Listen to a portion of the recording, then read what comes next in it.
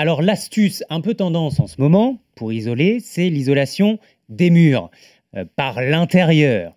Sauf que, attention, hein, parce qu'on oublie souvent que lorsqu'on fait de l'isolation par l'intérieur, à l'arrivée, on va perdre en surface dans le logement. Et oui, faire une isolation par l'intérieur, c'est la garantie de perdre en moyenne 5 à 7% de la surface totale de votre logement. 5 à Ah ouais, c'est énorme. 7%. Mais oui, mais parce que le principe, il est simple. En fait, vous n'avez pas 36 000 solutions pour isoler vos murs. En fait, vous allez mettre des plaques de BA13, de la Ouais. laine de verre ou de la laine de roche. Et du coup, vous allez épaissir vos murs d'une dizaine de centimètres. Alors, ça a l'air de rien, mais 7%, enfin si, ça a l'air de beaucoup quand même.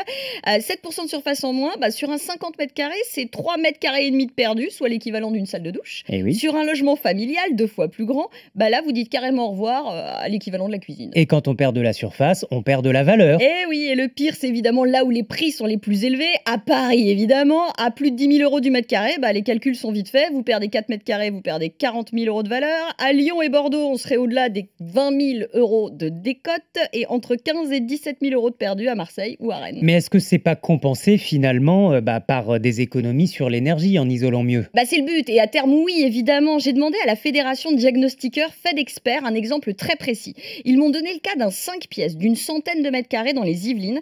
Alors, l'isolation par l'intérieur, elle a coûté pas loin de 10 000 euros au propriétaire. Au final, il n'a perdu qu'environ 4 mètres carrés.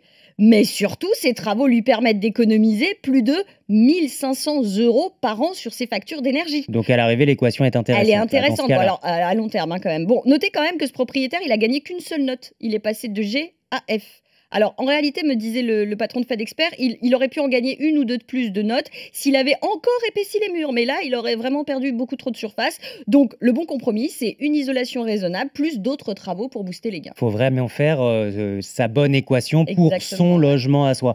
Il y a sans doute des cas où ça vaut vraiment pas le coup d'isoler par l'intérieur. Ouais, c'est important ce que je vais vous dire là, Mathieu. Le cas typique, c'est l'immeuble haussmannien. Là, oui. les pertes de surface, elles sont tellement impactantes dans l'équilibre financier de vos travaux qu'il faut pas faire. Le conseil de FedExpert dans ce cas-là, ne touchez pas au mur. Il y a d'autres travaux qui peuvent vous faire sortir de l'état de passoire thermique, agir sur les menuiseries, les équipements électriques et surtout le système de chauffage et d'eau chaude.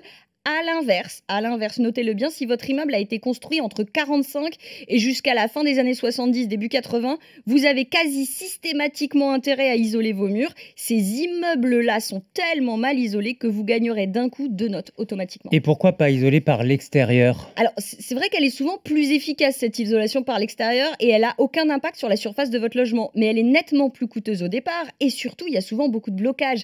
Sur les immeubles haussmanniens, par exemple, c'est difficile, voire impossible d'obtenir une autorisation pour isolation, parce que ça va dénaturer l'architecture du bien.